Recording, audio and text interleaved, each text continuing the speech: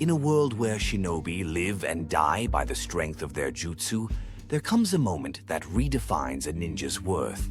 And for Naruto Uzumaki, that moment came when he stood face to face with an immortal monster named Kakuzu, the calm before the storm.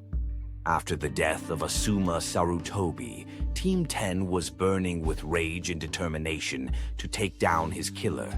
And while Shikamaru, Ino, and Choji were ready for revenge, they weren't sent alone. Tsunade knew the danger of facing an Akatsuki member like Kakuzu, so she assigned backup, and that backup was none other than Naruto Uzumaki, Yamato, and Kakashi. Who is Kakuzu? Kakuzu wasn't just any enemy. He was a bounty-hunting mercenary from the Akatsuki with 5 hearts, each one stolen from powerful shinobi, making him virtually unkillable, able to use all 5 chakra natures and shrug off death like it was a minor inconvenience. And his twisted body was sewn together with black tendrils, giving him both immense strength and terrifying resilience. The battle begins. The fight began with intense coordination. Kakashi managed to take down one of Kakuzu's hearts using his lightning blade, showing just how dangerous he could be.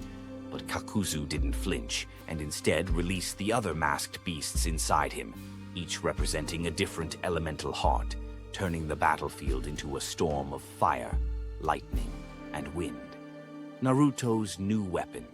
As chaos erupted, Naruto entered with something the world had never seen before, the Rasenshuriken, a jutsu he had trained to master under Kakashi and Yamato using shadow clones and his natural wind chakra. And this technique wasn't just powerful, it was revolutionary, a weapon that didn't just hurt. It tore apart an enemy's cells on a microscopic level, doubts and determination. But Naruto wasn't sure he could pull it off. After all, the Rasenshuriken wasn't perfected, and Tsunade warned that using it could destroy Naruto's arm due to the sheer destructive feedback. Yet, he was determined, not for glory or praise, but because he finally wanted to protect his comrades like a true shinobi, and he wanted to prove he was no longer the unpredictable knucklehead ninja everyone once underestimated. The first attempt fails. With a fierce roar, Naruto charged at Kakuzu, shadow clones swirling around him, Rasenshuriken in hand, but the first throw failed. Kakuzu dodged with ease, and Naruto barely escaped being impaled by one of Kakuzu's lightning-quick tendrils.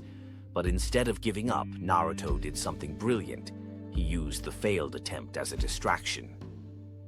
The final blow, strategy meets power.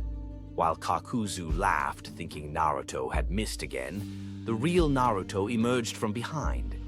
A shadow clone had thrown the first Rasenshuriken, and the real one had been hiding, waiting for the perfect moment. And as he thrust the spinning orb of pure destruction into Kakuzu's body, the result was unlike anything ever seen before.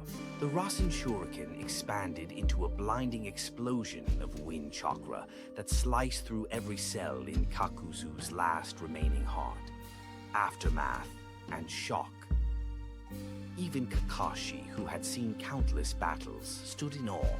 He realized that Naruto had surpassed him not just in power, but in tactical intelligence.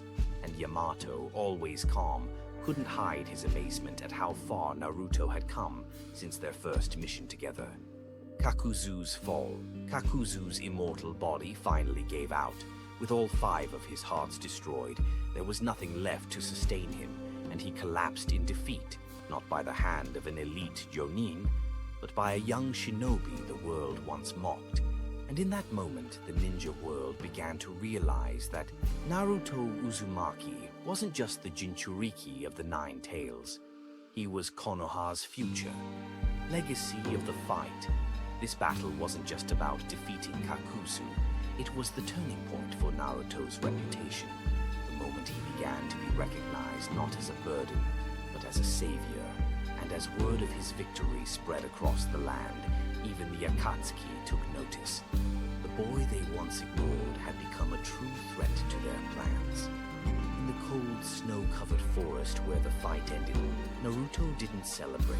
He simply stood still, breathing heavy, his hand trembling from the damage of using a jutsu too powerful for the human body. But behind that pain was the quiet pride of someone who had finally proven that belief, heart, and hard work could shatter even the walls of immortality. This was Naruto versus Kakuzu. Not just a battle of fists and jutsu, but the moment a legend began to rise.